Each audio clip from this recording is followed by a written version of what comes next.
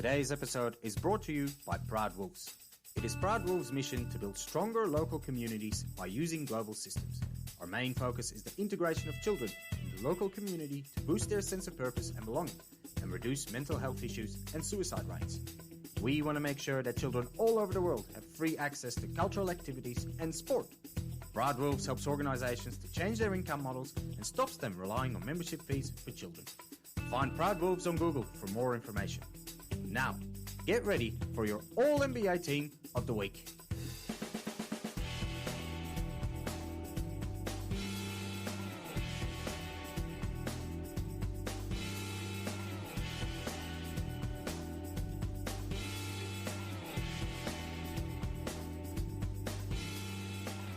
Goeiedag, enchantée, and welcome to this week's episode of 824 Presents All-NBA Team of the Week. Every year, it catches me by surprise. The first day of free agency is always nuts. This year was no different, and it all started with Kevin Durant asking out. It sent shockwaves through the league, and it was a trigger point for some other teams to start blowing up their current rosters. Obviously, other teams are taking advantage of it, but the cost of doing business this season seems really high. In this week's show, we take a closer look at three teams that are looking to dump their biggest stars, and we also focus on some of the better moves that have been made over the last week. Get ready for your All-NBA Team of the Week.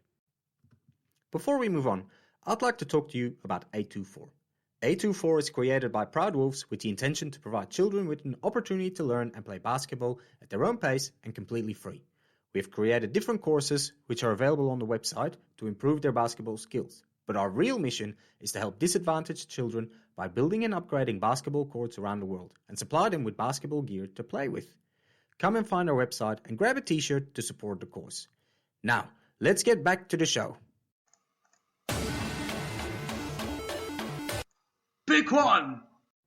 Our first pick of the week is Kevin Durant and the Brooklyn Nets. KD dropped a bomb on the NBA free agency at the start of the first day when he asked the Brooklyn Nets to be traded away. Nobody really knew how KD was feeling, especially after the Nets were struggling to get Kyrie to an extension. When Kyrie finally opted into his player option, the writing was on the wall. This meant that their negotiations had failed, and Kyrie was already looking elsewhere. He was even told by the front office to try and arrange a sign and trade with other teams, but there were no buyers out there for Kyrie. It seems now that was the last drop for KD, who apparently has been mad at his front office from before the playoffs. Looking at their first-round series against the Boston Celtics, this Nets team was not going to be able to beat them. Yes, all four of those games were close, and surely with a bit more luck, the Nets could have won some of those games. But they didn't play like a team that has everything figured out, and everybody was happy. Now news is coming out that KD was already upset, and the sweep only made things worse. He completely lost his faith in the front office when they couldn't come to an agreement with Kyrie for a contract extension. So he asked out, and has mentioned that ideally he would like to go to Miami or Phoenix. The beautiful part for us, the fans and the media, is that he's still under contract and the Nets can technically trade him anywhere they like. Whoever can put the best package on the table is most likely to get KD. That has opened up a whole heap of teams that could sign KD. Thinking about what the Nets want to do, if they lose both Kyrie and KD, my preference in their shoes would be to make a trade with OKC. You can throw in SGA and some other guys to make the contracts work and a buttload of picks. The idea of KD going back to the Thunder is also very sentimental and would be a storybook ending to an eventful career. He left OKC because he thought he couldn't win there and went to the Warriors to win alongside Curry. Then he left the Warriors because he wanted to win on his own, and he tried to do it in Brooklyn alongside one of his closest friends. But that didn't really work out, so returning to his old stomping ground and ending up winning there, how amazing would that be? And for those of you who want to accuse him for copying LeBron, who returned to Cleveland and won a title there, there's nothing more special than winning a title with the franchise that has drafted you. Pick two! Our second pick of the week is Donovan Mitchell and the Utah Jazz. To quote Brian Windhurst, what is going on in Utah? This is the bigger murder mystery of the last 10 years. It started when they traded away Royce O'Neal. That was the writing on the wall. Even though he didn't play a great season, O'Neal is one of the core players around Donovan Mitchell and Rudy Gobert.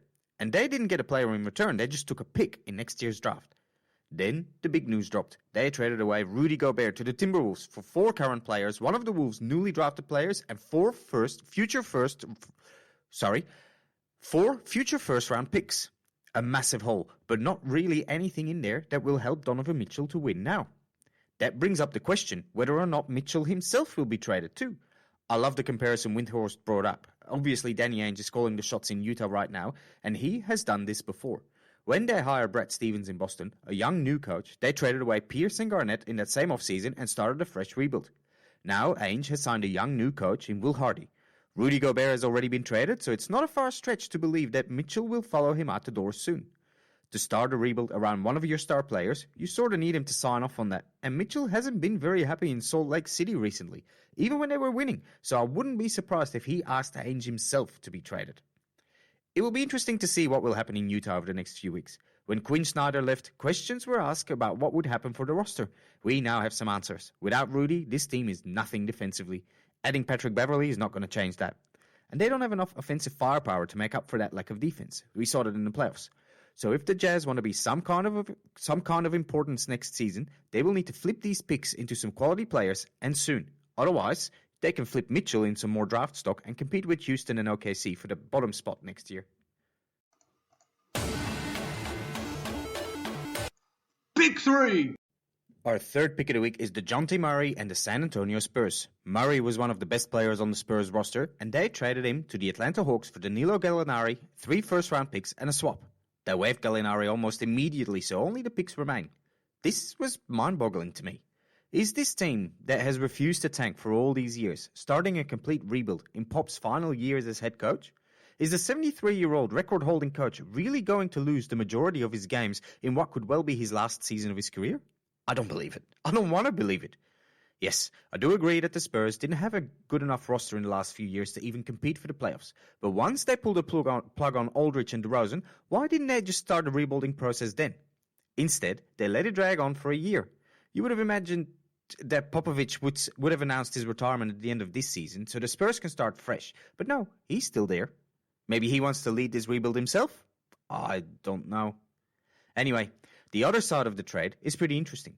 Murray, who is good on both ends of the court, is going to play alongside one of the biggest defensive talents in the NBA, Trae Young. Together, these guys can be a lethal backcourt that will be able to compete with pretty much any other team in the NBA.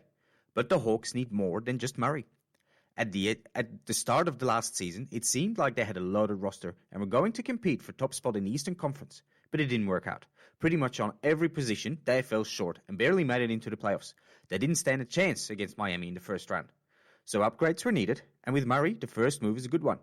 We just need to wait and see what else Hawks president Travis Schlenk can pull out of his hat.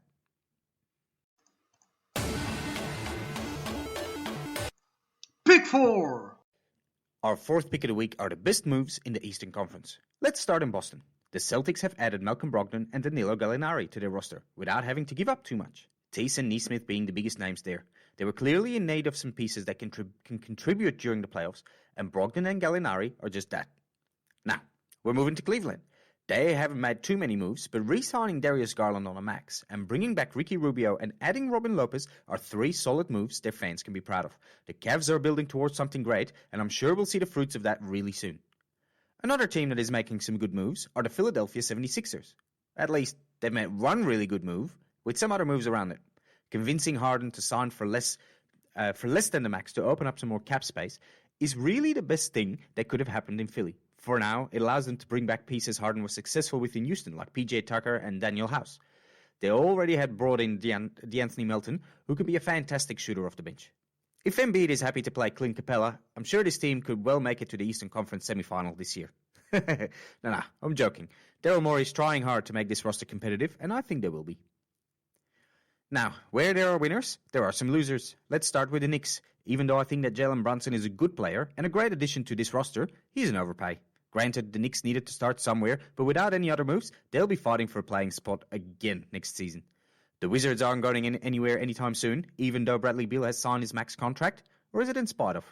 The Hornets look like they're falling apart with some questionable coaching changes and potentially losing one of their best players in Miles Bridges. Other teams have made smaller moves, or have yet to make any, and might be holding off until the Kevin Durant situation becomes a bit clearer. I'm looking mainly at Miami there.